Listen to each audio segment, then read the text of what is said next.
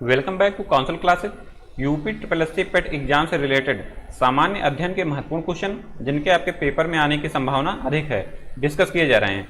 Video में बताए गए क्वेश्चन इंपॉर्टेंट लग रहे हैं तो चैनल को शेयर एंड सब्सक्राइब जरूर करें और नोटिफिकेशन को प्राप्त करने के लिए बेल आइकन को प्रेस करें।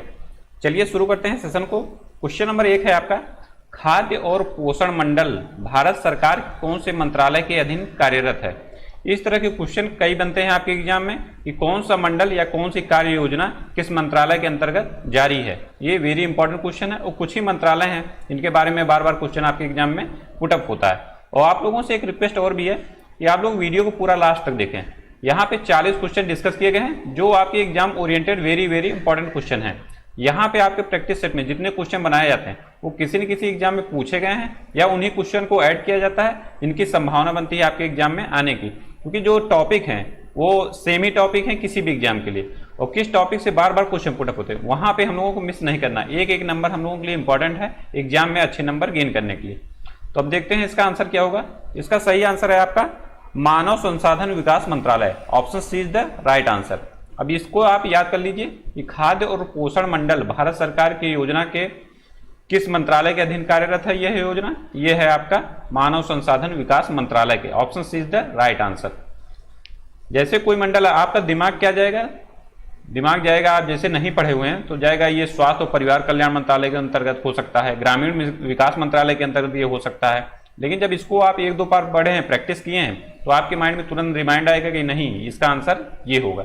प्रैक्टिस का यही एक फायदा है कि एक्यूरेसी आपकी धीरे धीरे बढ़ती जाएगी और जो भूलने वाला समस्या है, भूलने वाली जो बीमारी है ना वो होती रहती है, वो बिल्कुल भी नहीं होगी। प्रैक्टिस का यही एक फायदा है। अब देखिए नेक्स्ट क्वेश्चन, क्वेश्चन नंबर 2 है आपका, राजनीतिक शब्दावली में शून्यकाल का अर्थ होता है क्या। तो शून्यकाल होता है आपका 12 से 1 बजे तक। 12 से 1 बजे कहां पे, लोकसभा में। लोकसभा में इसका समय है 12 से 1 बजे। और इसका दूसरा अर्थ है प्रश्न उत्तर सत्र। Option D. यहां पे क्या होता है कि प्रश्न पूछा जाता है, उसका आंसर दिया जाता है उसी समयावधि में। शून्यकाल में ही ये प्रश्न उत्तर सत्र चलता रहता है और इसका समय है आपका 12 से 1 बजे तक। और मैक्सिमम इसकी अवधि के बारे में भी पूछा गया कि शून्यकाल की मैक्सिमम अवधि कितनी हो सकती है, मैक्सिमम टाइम कितना हो सकता है, ये क्वेश्चन पूछा गया है। तो इसका मैक्सिमम काल 1 घंटे हो सकता है। 12 से 1 बजे या 1 घंटे इसका मैक्सिमम हो सकता है, मिनिमम तो कुछ भी हो सकता है लेकिन मैक्सिमम 1 घंटे ही होगा। ये एग्जाम में पूछा गया है कि कितना मैक्सिमम हो सकता है। अब देखिए next question, question number 3, Lok Sabha के प्रथम अध्यक्ष कौन थे। तो लोकसभा के प्रथम अध्यक्ष थे आपके GV Mavlankar. Option B. Next question देखिए, क्वेश्चन नंबर 4। क्वेश्चन नंबर 4 है आपका, लोकसभा के प्रथम महिला अध्यक्ष कौन थे। जैसे प्रथम आप देख लिए कि प्रथम अध्यक्ष कौन था, और महिला तो हर जगह आज के समय में इंपॉर्टेंट है क्योंकि आपकी गवर्नमेंट वीमेन एम्पावरमेंट पे इतना बल दी है कि वो महिला जहां भी हैं, प्रथम जहां भी हैं, वो वेरी इंपॉर्टेंट क्वेश्चन हो जाते हैं, वो चाहे जिस फील्ड में हो। तो आप इसके बारे में जहां महिला आपको दिख जाए प्रथम या प्रेजेंट टाइम में कौन सी महिला है तो उसके बारे में वो समझ लीजिए, वो आपके लिए इंपॉर्टेंट क्वेश्चन हो गया एग्जाम के लिए। तो इसमें है लोकसभा की प्रथम महिला अध्यक्ष कौन है, तो कौन थी, मतलब प्रेजेंट टाइम में तो नहीं है। तो इसका सही आंसर हो जाएगा आपका option B, Meera Kumar ji. Next question देखिए, क्वेश्चन नंबर 5, लोकसभा में राज्यों को किस आधार पर सीटें आवंटित की जाती हैं। तो इसका सही आंसर होगा आपका जनसंख्या के आधार पे। और जनसंख्या के आधार पे ही राज्यों में भी होता है, राज्यसभा में भी आवंटन जो है, लोकसभा और राज्यसभा दोनों में जनसंख्या के ही आधार पर सीटें आवंटित होती। मतलब जिस राज्य की जनसंख्या ज्यादा है वहां पे लोकसभा सीट भी अधिक होगी। जैसे अपने यूपी की जनसंख्या कितनी है, आपको कई बार प्रैक्टिस में बताया गया है कि यूपी की जनसंख्या है आपकी 1998 1 2 3 4 1। ये फैक्ट आपको पूरा एकदम डिजिट बाय डिजिट याद होना चाहिए कि 1998 1 2 3 4 1 यूपी की जनसंख्या है। तो सर्वाधिक जनसंख्या पूरे भारत में यूपी राज्य की है। तो यहीं से लोकसभा सदस्य भी सर्वाधिक हैं, लोकसभा सदस्य सर्वाधिक हैं और यहीं से राज्यसभा सदस्य भी सर्वाधिक हैं, क्योंकि जो सीटों का जो आवंटन है वो जनसंख्या के ही आधार पर किया जाता है। इसीलिए इससे से आप कभी जैसे मिलान में आता है तो आप ऐसे एज ए ट्रिक भी, कहीं कहीं अपवाद भी है लेकिन एज ए ट्रिक भी इसको इस्तेमाल कर सकते हैं कि हाँ जहां की जनसंख्या ज्यादा है वहां पे लोकसभा या राज्यसभा सदस्यों की संख्या भी आपकी ज्यादा होगी। ऑप्शन में जैसे दिया है कई ऑप्शन 4 क्वेश्चन में मिलाने के लिए, तो ये आप ऐसा ट्रिक लगा सकते हैं।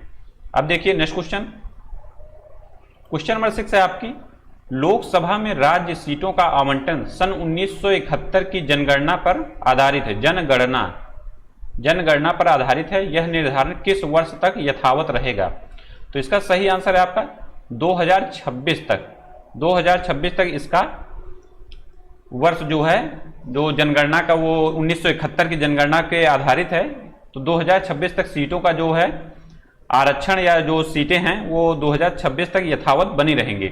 और ये क्वेश्चन ये भी पूछा गया है कि किस जनगणना के आधार पे ये आधारित है। तो ये भी आप याद रखिए कि 1971 की जनगणना पे ये आधारित है कि सीटें 2026 तक सेम रहेंगी। अब देखिए नेक्स्ट क्वेश्चन, क्वेश्चन नंबर 7 है आपका, लोकसभा में सदस्यों की जो अधिकतम संख्या निर्धारित की गई है वह कितनी है? तो अधिकतम संख्या है आपकी 552। Option C is the right answer. Next question देखिए, क्वेश्चन नंबर 8 है आपका, लोकसभा अध्यक्ष को उसके कार्यकाल की समाप्ति के पूर्व पद से हटाया जा सकता है, किस विधि के द्वारा हटाया जा सकता है? तो यदि इसमें लोकसभा के द्वारा प्रस्ताव जो है पारित हो जाए कि हाँ कुछ भी कदाचार के आधार पे या लोकसभा में जो बहुमत है उनको न दिया जाए तो लोकसभा सदस्य अपने पद से हट जाएंगे। Option A is the right answer. इसमें प्रधानमंत्री की संस्तुति की कोई आवश्यकता नहीं है। लोकसभा और प्रधानमंत्री इस प्रकार निर्णय ले इसका भी कोई वो नहीं है। और संसद के दोनों सदन इस आशय का प्रस्ताव करें इसका भी कोई मतलब नहीं है, क्योंकि लोकसभा अध्यक्ष है उसका राज्यसभा से कोई मतलब ही नहीं है। तो इसका सही आंसर होगा आपका ऑप्शन ए, यदि लोकसभा इस आशय का प्रस्ताव पारित कर दे। क्योंकि जो लोकसभा अध्यक्ष चुना जाता है वो लोकसभा सदस्यों से ही चुना जाता है। लोकसभा सदस्यों से ही चुना जाता है। लोकसभा के सदस्य से ही ये चुना जाता है। अब देखिए नेक्स्ट क्वेश्चन, क्वेश्चन नंबर 9 है आपका, कौन सा एक लोकसभा का सर्वाधिक बड़ा क्षेत्रफल है? तो ये है आपका सही answer Ladakh. Option D is the right answer. Next question देखिए, क्वेश्चन नंबर 10। क्वेश्चन नंबर 10 है आपका, लोकसभा में मंत्री परिषद के विरुद्ध अविश्वास प्रस्ताव लाने हेतु न्यूनतम सदस्य संख्या कितनी होनी चाहिए? तो न्यूनतम सदस्य संख्या आपकी होनी चाहिए 50। Option C is the right answer. क्योंकि मैक्सिमम संख्या अभी आपको बताया गया कितना है, तो वो है आपका 552 मैक्सिमम संख्या है। और 552 मैक्सिमम संख्या है। तो जब आपका पूछा जाता क्वेश्चन गणपूर्ति के लिए सदस्य संख्या, गणपूर्ति के लिए सदस्य संख्या, यो चाहे आपका लोकसभा में हो चाहे राज्यसभा में, गणपूर्ति के लिए सदस्य संख्या होती है आपकी 1/10। गणपूर्ति सदस्य संख्या होती है आपकी 1/10। ये है आपका लोकसभा या राज्यसभा। तो उसी अनुसार जब अविश्वास प्रस्ताव भी जब लाना हो तो उसका 1/10 ही लेते हैं। तो इसका 1/10 जब लेंगे तो आपका 50 आंसर आ जाएगा। और उसी तरह राज्यसभा का जब होता है तो राज्यसभा में होता है मैक्सिमम 250 सदस्य। इसके लिए जब आएगा आपका अविश्वास वाला, हालांकि अविश्वास उसमें आता ही नहीं, वो तो स्थायी सदन है, लेकिन जब गणपूर्ति की बात आएगी तब आएगी आपका 1/10 सदस्य ही इसमें भी आएंगे। अब देखते हैं अगला क्वेश्चन, क्वेश्चन नंबर 11 है, लोकसभा का पहला आम चुनाव कब हुआ था? पहला आम चुनाव कब हुआ था? इसका सही आंसर है आपका 1952 में। Option B is the right answer. Next question देखिए, क्वेश्चन नंबर 12 है आपका, लोकसभा का कार्यकाल किसी भी परिस्थिति में बढ़ाया नहीं जा सकता। उसके बाद आंसर है एक बार में 6 महीने के लिए बढ़ाया जा सकता है। उसके बाद आंसर है आपका आपातकाल की घोषणा के दौरान एक बार में 1 वर्ष के लिए बढ़ाया जा सकता है। उसके बाद है आपका ऑप्शन आपातकाल की घोषणा के दौरान एक बार में 2 वर्ष तक के लिए बढ़ाया जा सकता है। तो इसका सही आंसर होगा आपातकाल की घोषणा के दौरान एक बार में 1 वर्ष के लिए बढ़ाया जा सकता है। वेरी इंपॉर्टेंट फैक्ट है, कई बार पूछा गया है। और लोकसभा की वर्तमान संख्या भी आप जानते रहिए इस समय कितनी है। लोकसभा में सदस्यों की वर्तमान संख्या कितनी है? 545 है। 545 वर्तमान संख्या है, ये भी आप याद करिए। नेक्स्ट क्वेश्चन देखिए, क्वेश्चन नंबर 13। क्वेश्चन नंबर 13 है आपका, उत्तर प्रदेश के बाद लोकसभा में सर्वाधिक स्थानों का आवंटन किया गया है किस राज्य में? तो आप जान रहे हैं लोकसभा में सर्वाधिक सीटें कहां हैं? यूपी में है। राज्यसभा में सर्वाधिक सीटें कहां हैं? यूपी में है। तो अब फर्स्ट ना पूछ के सेकंड या थर्ड नंबर का भी आपके एग्जाम में पूछा जा रहा है। तो फर्स्ट पे है आपका यूपी, उसके बाद कौन सा राज्य है? तो वो है आपका महाराष्ट्र। उसके बाद आपका राज्य है महाराष्ट्र। महाराष्ट्र के बाद भी आप याद रखिए थर्ड नंबर तक पश्चिम बंगाल। यहाँ पे लोकसभा सीटों की संख्या ये इसी क्रम में है। यूपी में फर्स्ट पे है, उसके बाद आपका महाराष्ट्र का नंबर आता है जहाँ सर्वाधिक सीटें लोकसभा में, उसके बाद पश्चिम बंगाल का नंबर आता है जहाँ पे लोकसभा में सर्वाधिक सीटें। ये तीनों क्रम आपको याद होना चाहिए, यूपी देन महाराष्ट्र देन पश्चिम बंगाल। अब देखिए अगला क्वेश्चन, क्वेश्चन नंबर 14। लोकसभा को सॉरी, इसमें आंसर शायद नहीं बताया, तो इसका सही आंसर होगा आपका Maharashtra. Option C is the right answer. और थर्ड पूछा जाए तो आपका हो जाएगा पश्चिम बंगाल। आप देखिए next question, question number 14, Lok Sabha को उसके कार्यकाल की समाप्ति के पूर्व ही भंग किया जा सकता है, कैसे? तो ये जब राष्ट्रपति द्वारा मंत्रिपरिषद की सलाह पर इसको भंग किया जा सकता है। Option B is the right answer.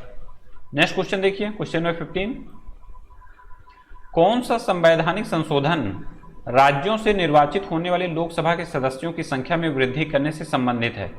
ये संबंधित है आपका 7वां और 31वां संविधान संशोधन। और 31वें संविधान संशोधन के द्वारा ही लोकसभा सदस्यों की संख्या कितनी कर दी गई? लोकसभा सदस्यों की संख्या थी पहले 525 से बढ़ा के कितनी कर दी गई प्रेजेंट टाइम में, जो है 545। ये किस संविधान संशोधन के द्वारा ये किया गया? तो ये किया गया आपका 31वें संविधान संशोधन के द्वारा। ये क्वेश्चन में पूछा गया है कि किस संविधान संशोधन के द्वारा 525 से 545 सदस्य संख्या हुई। ये आप याद रखिए 31वें। और 7वें भी संशोधन के द्वारा लोकसभा के सदस्यों में वृद्धि करने का प्रावधान है। और 7वें संविधान संशोधन के द्वारा ये भी एक क्वेश्चन बना था कि कोई भी एक राज्यपाल एक से अधिक राज्यों में राज्यपाल हो सकता है। एक से अधिक राज्यों में राज्यपाल, ये भी है आपका 7वें संविधान संशोधन के द्वारा ही। एक से अधिक राज्यों में राज्यपाल, ये भी किस प्रावधान के द्वारा है? 7वें संविधान संशोधन के द्वारा है। अब देखिए नेक्स्ट क्वेश्चन, क्वेश्चन नंबर 16 है आपका, किस राज्य में एससी एसटी के लिए आरक्षण नहीं है? किस राज्य में एससी एसटी के लिए आरक्षण नहीं है? तो सर्वाधिक आप देखेंगे एससी के लिए आरक्षण है आपका यूपी में, और एसटी के लिए सर्वाधिक आरक्षण कहाँ है? एमपी में। ये दोनों फैक्ट आपको रटे होने चाहिए एकदम से। उसके बाद आप जानिए किस राज्य में आरक्षण नहीं है।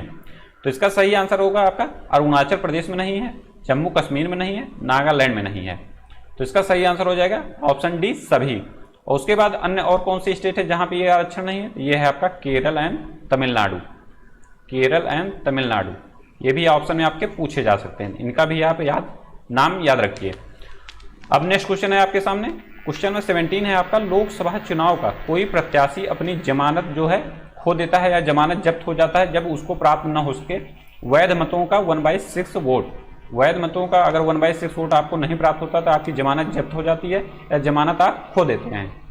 अब देखते हैं नेक्स्ट क्वेश्चन, क्वेश्चन में 18 है आपका, लोकसभा में आंग्ल भारतीय समुदायों से सदस्य मनोनीत करने की शक्ति किसके पास है? तो इसका सही आंसर है आपका भारत के राष्ट्रपति के द्वारा आंग्ल भारतीय समुदायों की मनोनीत प्रक्रिया होती है। और किस अनुच्छेद के अंतर्गत ये है? यह है आपका अनुच्छेद 331 के। वेरी इंपॉर्टेंट आर्टिकल, इसको आप याद रखिए। कुछ ही आर्टिकल हैं जिसके बारे में आपके एग्जाम में बार बार पूछे जाते हैं, वो धीरे धीरे ऐसे ही प्रैक्टिस के माध्यम से ही आपको कराते हुए चलेंगे, जिससे क्या है कि एक साथ आपके ऊपर बर्डन न पड़े, और एक साथ बर्डन पड़ेगा तो आप लोग याद भी नहीं कर पाएंगे। इसलिए क्रमशः जब जो क्वेश्चन आता है वहां पे आपको एक्सप्लेन कर दिया जाता है। जहां पे फैक्चुअल नॉलेज की जरूरत है वहां पे आपको फैक्ट बताया जा रहा है, जहां पे थोड़ा कॉन्सेप्ट की जरूरत है वहां पे आपको कॉन्सेप्ट भी बताया जा रहा है यहाँ पे। अब देखते हैं नेक्स्ट क्वेश्चन आपके स्क्रीन पे है, क्वेश्चन नंबर 19, भारत के उपराष्ट्रपति किस सभा के अध्यक्ष होते हैं? इसका सभा क्या है? आंसर आपका राज्यसभा के, ऑप्शन बी। और इसके बारे में एक क्वेश्चन और बनता है कि ऐसा कौन सा अध्यक्ष है जो उस सभा का सदस्य नहीं होता है? तो वो भी है आपका उपराष्ट्रपति। और एक क्वेश्चन और बनता है कि जैसे मतलब कौन सा ऐसा अधिकारी है जो उस सदन का सदस्य नहीं होता है? उस सदन का सदस्य नहीं होता। घुमा फिरा के ऐसे क्वेश्चन बनते रहते हैं इसमें राज्यसभा के बारे में। तो राज्यसभा का अध्यक्ष होता है कौन? उपराष्ट्रपति, और इसका सदस्य वो नहीं होता है। अब देखते हैं नेक्स्ट क्वेश्चन, क्वेश्चन नंबर 20 है आपके सामने, कौन सा अनुच्छेद संसद को राष्ट्रीय हित में राज्य सूची के विषय के संबंध में विधि बनाने की शक्ति प्रदान करता है? वेरी इंपॉर्टेंट आर्टिकल है, कई बार पूछा गया है, अनुच्छेद 249, वेरी इंपॉर्टेंट। नेक्स्ट क्वेश्चन देखिए, क्वेश्चन नंबर 21, क्वेश्चन नंबर 21 है आपका, भारत के संविधान की चौथी अनुसूची को सही वर्णित करता है कौन? इसका सही आंसर होगा आपका राज्यसभा में स्थानों का आवंटन। राज्यसभा में स्थानों का आवंटन ये चौथी अनुसूची में वर्णित है, option A is the right answer. संविधान के भाग और अनुसूचियों के लिए आपके लिए प्लेलिस्ट में एक वीडियो बनाई गई है, वहां पे आपको पूरा अनुसूची और उसके बाद पूरे भाग की चर्चा की गई है। उसके बाद उससे जितने क्वेश्चन पुटअप हो सकते हैं, जैसे क्वेश्चन बन सकते हैं, वो भी आपको प्रैक्टिस में बताया गया है। तो आपके लिए पेट की प्लेलिस्ट बनाई गई है, आप उसको पूर्णतः फॉलो करिए। जितने आपके वीडियो दिए गए सभी को आप देखिए, सभी इंपॉर्टेंट क्वेश्चन हैं। और प्रैक्टिस का यही फायदा है, जैसे आप लोग पढ़ तो रहे हैं कि हाँ बुक में क्या लिखा है क्या नहीं लिखा है, लेकिन वहां से क्वेश्चन कैसे पुटअप होंगे या कैसे एग्जाम में क्वेश्चन पूछे गए प्रीवियस ईयर में, वो आपको नहीं पता चल पाएगा जब तक आप लोग प्रैक्टिस नहीं करेंगे। नेक्स्ट क्वेश्चन देखिए, क्वेश्चन नंबर 22, राज्यसभा की निश्चित सदस्य संख्या कितनी है? इसकी सदस्य संख्या है आपकी 250। Option is the right answer. और राज्यसभा का कार्यकाल कितना होता है? तो राज्यसभा का कार्यकाल होता है 6 वर्ष, और प्रत्येक 2 वर्ष पे 1/3 सदस्य इससे क्या होते हैं? सेवानिवृत्त होते हैं। 1/3 सदस्य सेवानिवृत्त होते रहते हैं इसके, इसको भी आप याद रखिए। और एक क्वेश्चन और बनता है इसमें क्वेश्चन ये बनता है कि जो सदस्य मनोनीत होते हैं उनकी कितनी संख्या है? तो राज्यसभा में मनोनीत जो होते हैं वो हैं 12 सदस्य। 12 सदस्य किसके द्वारा मनोनीत होंगे? राष्ट्रपति के द्वारा। राष्ट्रपति के द्वारा साहित्य, शिक्षा या किसी अन्य फील्ड, आर्ट, यहाँ से सदस्यों का मनोनयन होता है। उनकी सदस्य संख्या कितनी है? 12। इसको भी आप याद रखिए। अब देखिए नेक्स्ट क्वेश्चन, क्वेश्चन नंबर 23 है आपका, यदि सरकार राज्यसभा में पराजित हो जाए तो क्या होगा? तो राज्यसभा में अगर पराजित होगा तो इसमें से कुछ नहीं होगा, क्योंकि राज्यसभा क्या है? एक स्थायी सदन है। स्थायी सदन है जो कभी भंग नहीं होती। स्थायी सदन, स्थायी सदन मतलब जो वो कभी भंग नहीं होती। भंग नहीं होते। ये भी क्वेश्चन पूछा गया कि कौन सा आपका ऐसा सभा है जिसको स्थायी सदन कहा जाता है, या कौन सी ऐसी सभा है जो कभी भंग नहीं होती? वो होती है आपकी राज्यसभा, जिसमें आपका चाहे प्रधानमंत्री त्यागपत्र दे दे, राष्ट्रपति शासन लागू हो जाए या संसद भंग हो जाए, कुछ भी हो जाए, लेकिन राज्यसभा एज इट इज बनी रहेगी। अब देखिए next question, question number 24,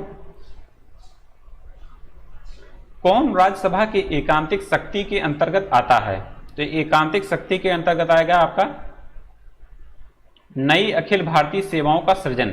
option A is the right answer. और ये किस अनुच्छेद में वर्णित है? ये है आपका अनुच्छेद 312। Very important article. यही राज्यसभा में इसको लोकसभा से वरीयता दी जाती है अखिल भारतीय सेवाओं के सृजन में।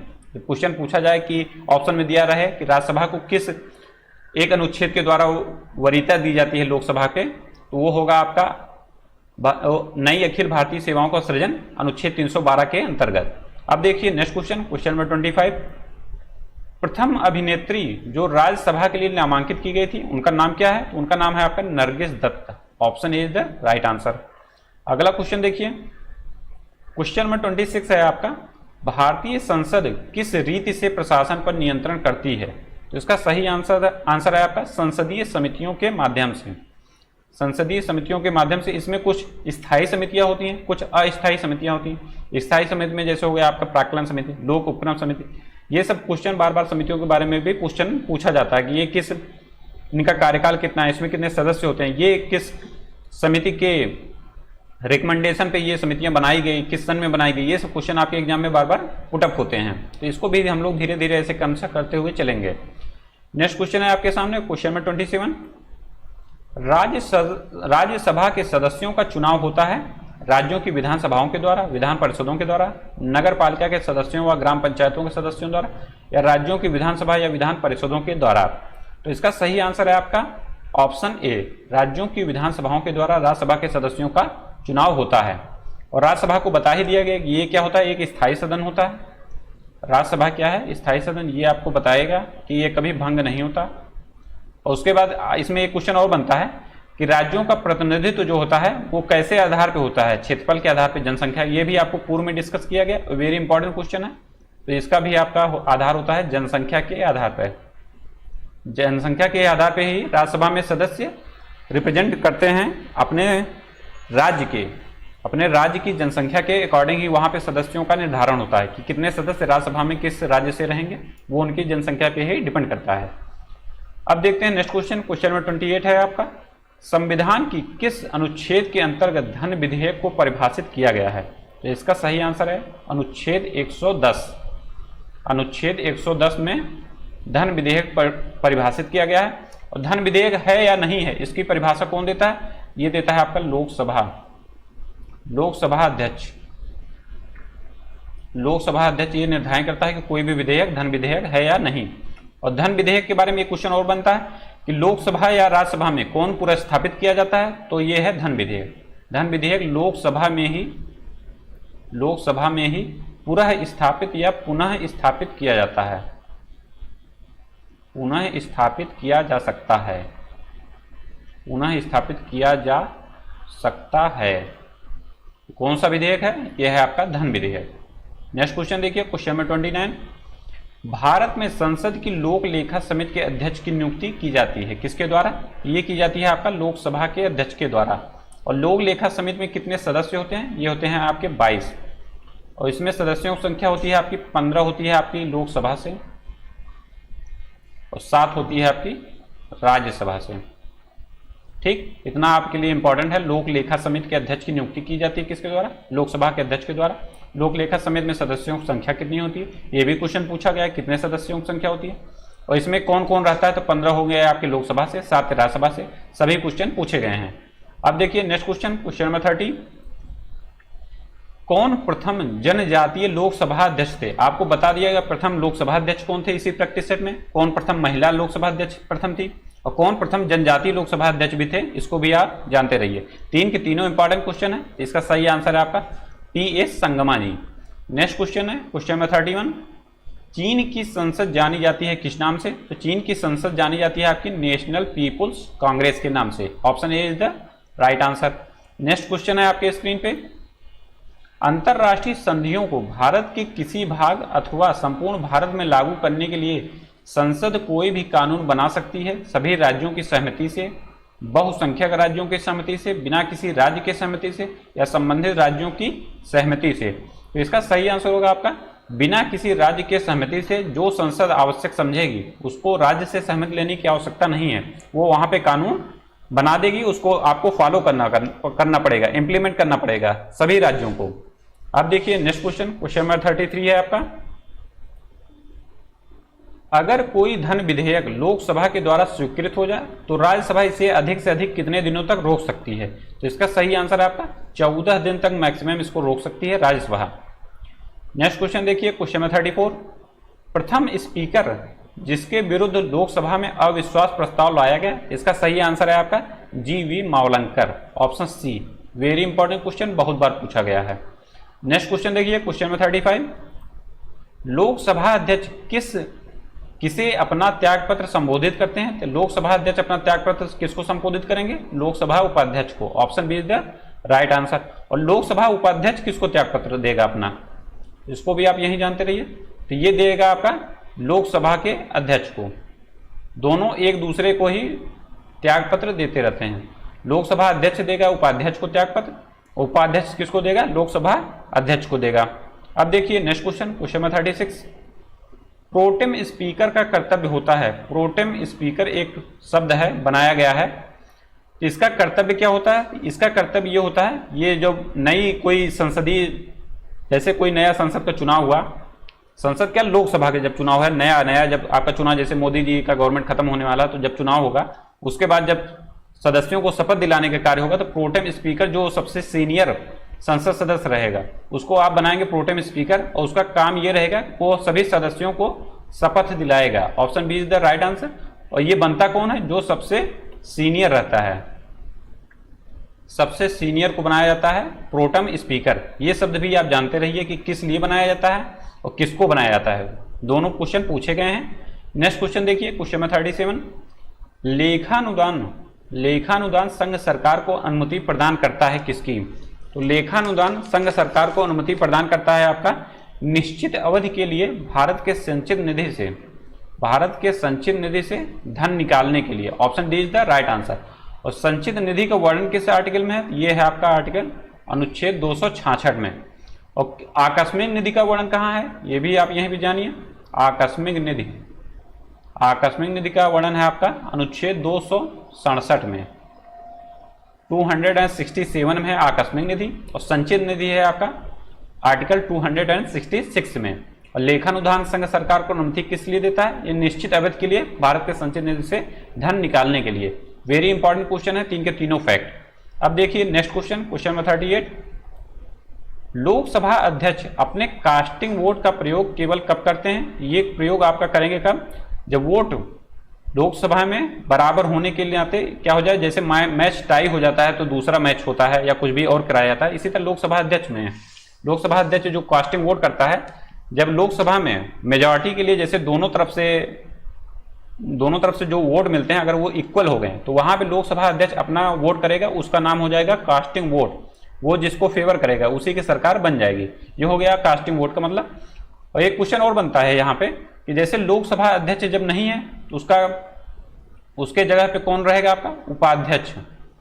तो क्या उपाध्यक्ष भी कास्टिंग वोट का प्रयोग कर सकता है? तो हाँ, बिल्कुल कर सकता है। ये वेरी इंपॉर्टेंट फैक्ट है। और उपाध्यक्ष दरअसल क्या होता है कि लोकसभा अध्यक्ष के सबऑर्डिनेट में वो कार्य नहीं करता, वो सीधे सीधे संसद के ही रिस्पेक्ट में, जैसे लोकसभा अध्यक्ष उत्तरदायी होता है संसद के लिए, उसी तरह उपाध्यक्ष भी उत्तरदायी होता है सीधे संसद के लिए, ना कि वो लोकसभा अध्यक्ष के नीचे सबऑर्डिनेट का कार्य करता है। इसीलिए जब लोकसभा अध्यक्ष नहीं है तो वो भी कास्टिंग वोट का प्रयोग करेगा, उपाध्यक्ष भी। वेरी इंपॉर्टेंट क्वेश्चन ये बना है क्वेश्चन, इसको ध्यान दीजिए आप। अगला क्वेश्चन आपके सामने है 39, आकस्मिक निधि को राष्ट्रपति कैसे व्यय कर सकते हैं? तो इसका सही आंसर है आपका संसदीय स्वीकृति से पूर्व। ये शब्द आप ध्यान रखिए, संसदीय स्वीकृति से पूर्व। Option C is the right answer. और आकस्मिक निधि का वर्णन कहां पे है, किस आर्टिकल में? अभी आपको बताया गया अनुच्छेद 267 में, आर्टिकल 267 में। क्वेश्चन नंबर 40 है आपका, इस सेशन का लास्ट क्वेश्चन है। कोई धन विधेयक है या नहीं, इसका निर्णय कौन करेगा? ये भी आपको पूर्व में बताया गया। इसका निर्णय करेगा आपका लोकसभा अध्यक्ष। Option A is the right answer. बहुत बार पूछा गया है कि धन विधेयक है या नहीं, इसका निर्णय कौन करता है? तो ये करता है आपका लोकसभा अध्यक्ष। और लोकसभा अध्यक्ष के बारे में ये क्वेश्चन और बनता है कि लोकसभा अध्यक्ष का चयन कैसे होता है? चयन कैसे होता है? चयन कैसे मतलब निर्वाचित, ये निर्वाचित है या इसका मनोनीत होता है, मनोनयन होता है, या मनोनीत किया जाता है, या ये चयनित किया जाता है? ये ऑप्शन में शब्द दिए गए हैं, तीन के तीनों ऑप्शन में जैसे ये दिया गया है। तो इसमें सदस्य लोकसभा अध्यक्ष जो होता है, इसका चयन कैसे होता है? इसका चयन होता है आपका निर्वाचित। ये लोकसभा सदस्यों के द्वारा निर्वाचित होता है। Very important fact. जैसे ऑप्शन में आपके दिया गया है मनोनीत और चयनित, तो आपको कंफ्यूज बिल्कुल नहीं होना है। लोकसभा जो अध्यक्ष होता है वो निर्वाचित होता है लोकसभा सदस्यों के ही द्वारा। ये भी क्वेश्चन बना है कि लोकसभा अध्यक्ष कहाँ से निर्वाचित होता है? तो लोकसभा के जो सदस्य हैं उन्हीं के द्वारा इसका निर्वाचन होता है। वेरी इंपॉर्टेंट क्वेश्चन है, घुमा फिरा के ये सब क्वेश्चन काफी बने हैं। पॉलिटी में आप देखेंगे कि क्वेश्चन में जितने टॉपिक हैं वो बहुत कम ही है, टॉपिक ही पॉलिटी का सिलेबस ही बहुत कम है। तो आप देखेंगे क्वेश्चन वही सब घूम फिरा के वही सब बार बार बनते रहते हैं। और न्यू क्वेश्चन भी जो बनेंगे तो उन्हीं टॉपिक से ही बनेंगे। तो हम लोग उसको भी देखते हुए चल रहे हैं कि एक क्वेश्चन एक कदम आगे बढ़ के कि हाँ अगला क्वेश्चन क्या बन सकता है किसी भी एग्जाम में, तो हम लोग उसको देखते हुए चल रहे हैं। यही आपके प्रैक्टिस में कराया जाता है। तो इसी तरह आप हमारे साथ बने रहिए। थैंक यू सो मच, मिलते हैं नेक्स्ट वीडियो में।